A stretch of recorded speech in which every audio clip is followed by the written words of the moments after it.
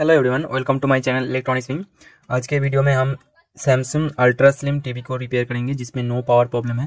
Power देने पर कुछ भी इंडिकेशन नहीं चल रहा है। और ये सैमसंग अल्ट्रा स्लिम का मॉडल है जिसमें कि पावर बटन इस तरीके का पुश बटन है, जिसपे कि जो पहले वाला एसी सप्लाई को कट करता था ऐसा नहीं है। ये मेन आईसी से ऑन ऑफ होता है, जस्ट एक पुश बटन है, इनो कॉन्टैक्ट है। तो और यहाँ पे बाकी सब बटन है, यहाँ पे इंडिकेशन नहीं चल रहा है। तो सबसे पहले मैं आपको 230 volt AC supply series board में लगा के दिखाता हूँ कि इसमें क्या हो रहा है। तो मैंने यहाँ पे 230 वोल्ट सप्लाई पे कनेक्ट किया तो सीरीज लैम्प हल्का सा ग्लो किया, फिर हमारा बंद हो गया। तो इसका मतलब हमारा जो है सीरीज लैम्प हल्का सा ग्लो किया फिर बंद हो गया, इसका मतलब ठीक ही है, पीसीबी का कंडीशन शॉर्ट नहीं है। तो देखते हैं सेकेंडरी में शॉर्ट हो सकता है। 600 वोल्ट डीसी में हम रखेंगे मल्टीमीटर को। 600 वोल्ट डीसी में रखने के बाद यहाँ पे 230 वोल्ट आ रहा है कि नहीं उसको हम देख लेंगे। तो देखिए यहाँ पे ये वाला न्यूट्रल है, यहाँ पे लाइन है, तो यहाँ पे हम टेस्ट कर लेते हैं।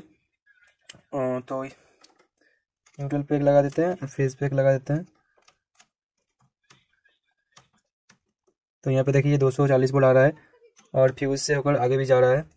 तो यहाँ पे वोल्टेज तो आ रहा है आगे भी, और यहाँ पे डीसी बन रहा है कि नहीं वो भी देखना पड़ेगा। तो उसके लिए हम पीसीबी को पावर सप्लाई को ऑफ कर देंगे पहले, और पीसीबी को पीछे की तरफ घुमा लेंगे। फ्यूज़ तो सही है, और उसके बाद हमारा 300 वोल्ट डीसी बन रहा है कि नहीं वो देखना पड़ेगा।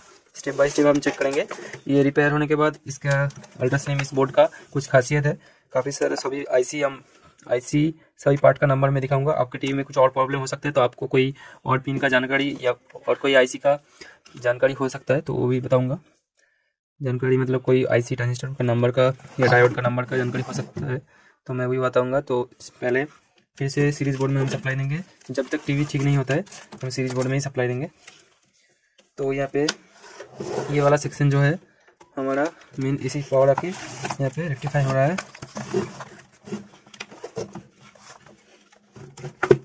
ये वाला पोर्शन, तो यहाँ पे पहले ये वाला सप्लाई के फ्यूज से होकर के यहाँ पे ब्रिज रेक्टिफायर से होकर यहाँ पे आउटपुट हो रहा है। तो हमें ये दो कैपेसिटर सीरीज में कनेक्ट है, तो इन पे और इन पे मतलब ये दोनों पे वोल्टेज चेक करना है कितना डीसी आ रहा है। तो हम पहले सीरीज में लगाए थे, फिर से हल्का सा ग्लो किया, बंद हो गया।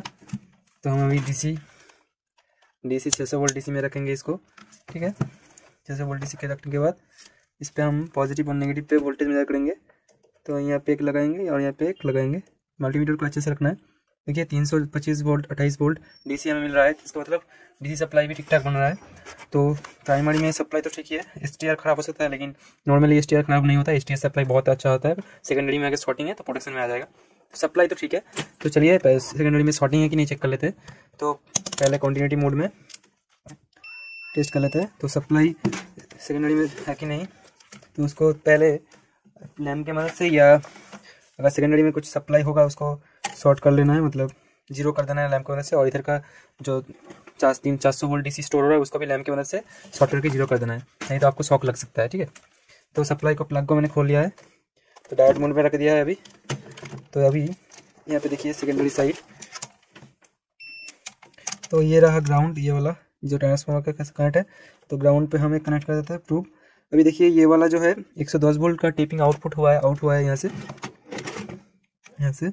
से ये कॉइल होकर के फिर एक डायोड यहाँ पे 120 लाइन जो है डायोड का शॉर्ट है, यही कैपेसिटर 2 फिल्टर होकर यहाँ पे 120 वोल्ट यहाँ पे फ्लाईबैक ट्रांसफार्मर हो गया है।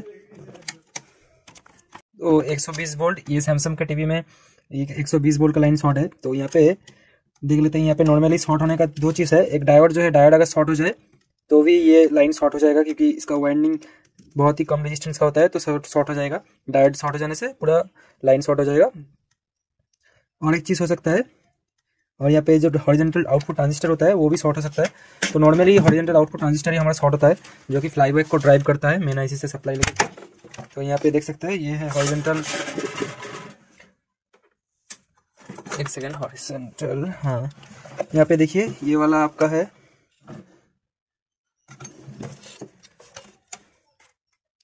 ये वाला है हॉरिजॉन्टल आउटपुट ट्रांजिस्टर TT2206। ये ट्रांजिस्टर शॉर्ट होने से भी होगा। तो इस ट्रांजिस्टर का पिन को हम चेक करेंगे कि शॉर्ट है कि नहीं। तो देखिए, तो ये रहा इसका कलेक्टर एमिटर पे, कलेक्टर एमिटर हमारा शॉर्ट हुआ है। बेस भी शॉर्ट है एमीटर के साथ और कलेक्टर के साथ।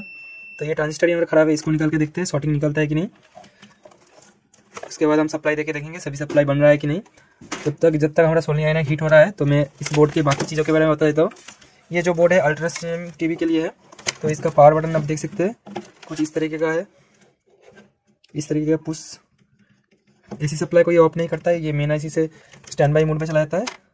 तो और इसका जो सप्लाई का 400 वोल्ट सप्लाई का फिल्ट्रेशन है, 2 कैपेसिटर के यूज़ किया गया है।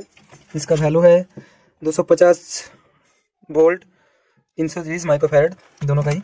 और इधर 120 को फिल्टर करने के लिए यहाँ पे कैपेसिटर 2 यूज़ किया गया है, जो कि 100 माइक्रोफैरड 160 वोल्ट का है। और यहाँ पे 12 वोल्ट को 50 वोल्ट 2200 माइक्रोफैरड 2। और यहाँ पे डायोड जो है 120 वोल्ट लाइन के लिए MUR 480 और यहाँ पे 5 वोल्ट के लिए MUR 420S।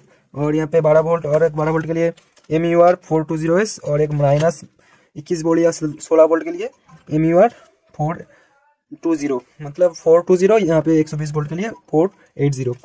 ठीक है। और यहाँ पे एक डायोड है जो कि है GP330, ये यहाँ पे जो कैपेसिटर के साथ हॉरिजॉन्टल सेक्शन में लगता है।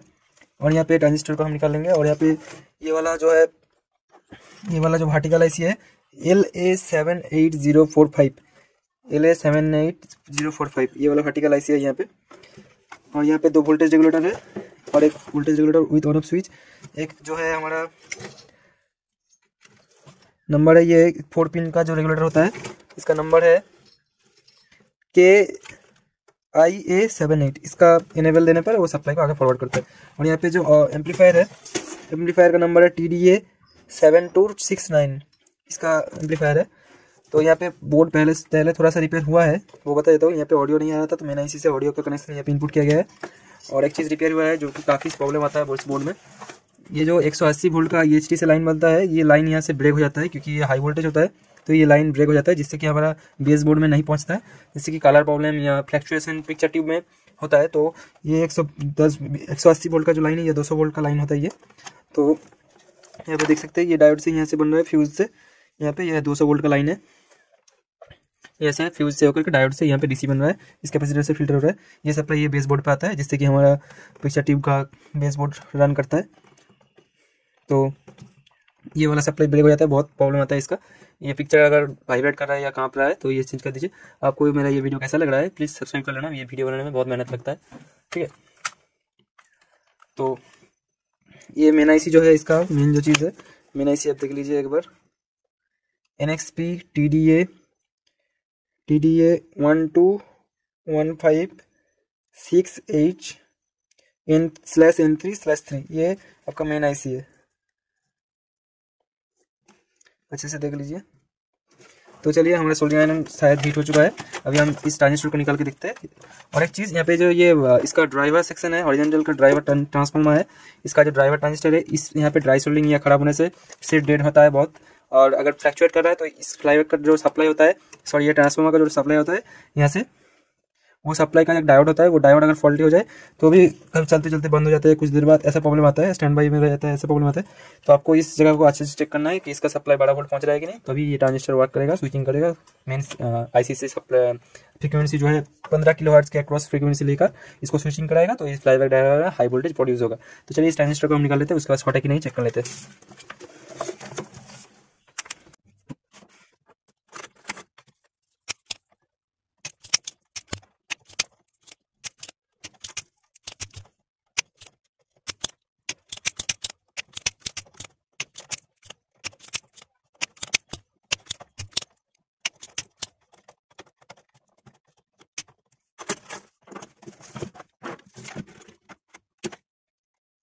सैमसंग का अभी का जो CRT टीवी आ रहा है उनके बोर्डों में ये हॉरिजॉन्टल ट्रांजिस्टर का कोई हीटसिंक नहीं लगा हुआ होता है। इनका डिज़ाइन कुछ अलग है, लेकिन इसका ऑपरेटिंग फ्रीक्वेंसी 15 किलोहर्ट्ज़ और इसका सप्लाई 120 वोल्ट, थोड़ा सा वोल्टेज ज़्यादा है, सेम ही है, लेकिन इसमें कोई तरह का किसी तरह का हीटिंग नहीं होता है। तो इसके बारे में कभी और एक वीडियो में बताएंगे कि क्यों हीटिंग नहीं होता है डिटेल में, ट्रांजिस्टर में खासियत है या बोर्ड में, तो डिज़ाइनिंग में, तो वो बात एक और एक वीडियो बना देंगे। तो देखिए यहाँ पे ट्रांजिस्टर का नंबर आप देखिए TT2206। तो ये शॉर्ट है कि नहीं देखते हैं तो कंफर्म हो जाएगा हमारा कि किसमें प्रॉब्लम है। तो देखिए 1 नंबर इसका बेस है, 1 नंबर बेस है। देखिए ये ट्रांजिस्टर ही शॉर्ट है, इसकी वजह से हमारा सप्लाई को शॉर्ट कर रहा था। ट्रांजिस्टर बदल के सीरीज बोर्ड में पहले टेस्ट करेंगे। टीवी जब तक पूरा कंप्लीट ठीक नहीं होता तभी तक सीरीज बोर्ड में ही टेस्ट करेंगे, नहीं तो अगर कुछ प्रॉब्लम होगा तो आपको शॉर्ट जाएगा। ट्रांजिस्टर शॉर्ट है, तो ये ट्रांजिस्टर हमारे पास है कि नहीं हम देखते हैं। हाँ हमारे पास सेम नंबर का ट्रांजिस्टर है, TT2006।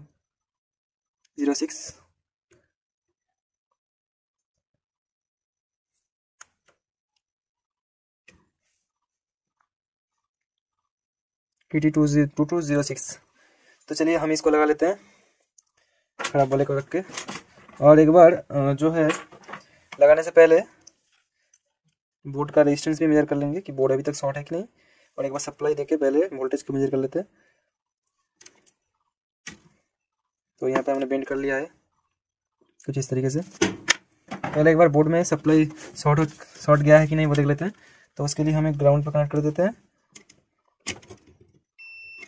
देखिए यहाँ पे हमारा 120 वोल्ट का लाइन में शॉर्टिंग चला गया है, जो कि पहले था, शॉर्टिंग चला गया है।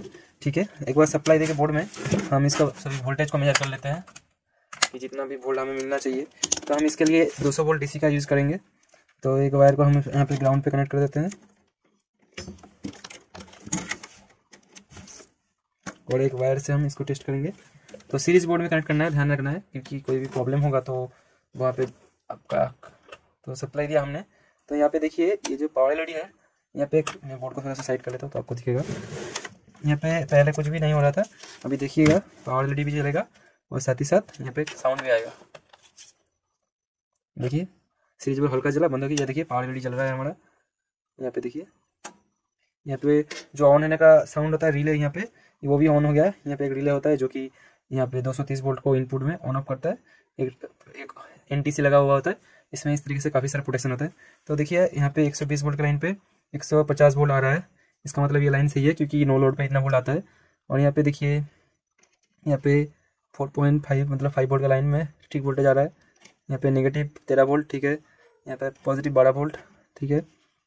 और यहाँ पे 100 जो नो स्विचिंग होने पर, स्विचिंग ना होने पर वही वोल्टेज आउटपुट में जा रहा है। ये सब ठीक है। तो हमारा यहाँ पे लाइन ठीक दिख रहा है। तो हम नया मॉसफेट पावर को ऑफ कर देते हैं। नया मॉसफेट को डाल के देखते हैं, उसके बाद चेक करेंगे कि एचटी बन रहा है, सही वोल्टेज बन रहा है कि नहीं।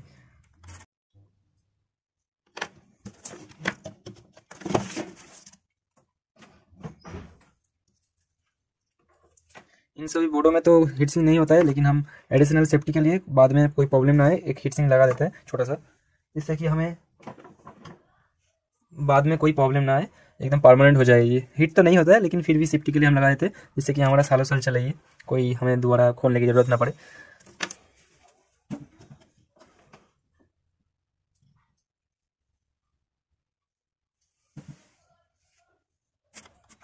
अभी हम सीरीज बोर्ड में सप्लाई दे रहे हैं। ये बोर्ड ऑन हुआ, क्लिक किया, अभी हाई वोल्टेज भी बन रहा है, हमें साउंड आ रहा है। तो बोर्ड को एक बार उल्टा करके वोल्टेज मेजर कर लेंगे। इस बोर्ड में हॉरिजॉन्टल कॉइल ना लगाने पर ये चालू नहीं होता है, तो हॉरिजॉन्टल कॉइल लगा के हमें चेक करना पड़ेगा। बाकी सारा वोल्टेज हम चेक कर लेते हैं बन रहा है कि नहीं।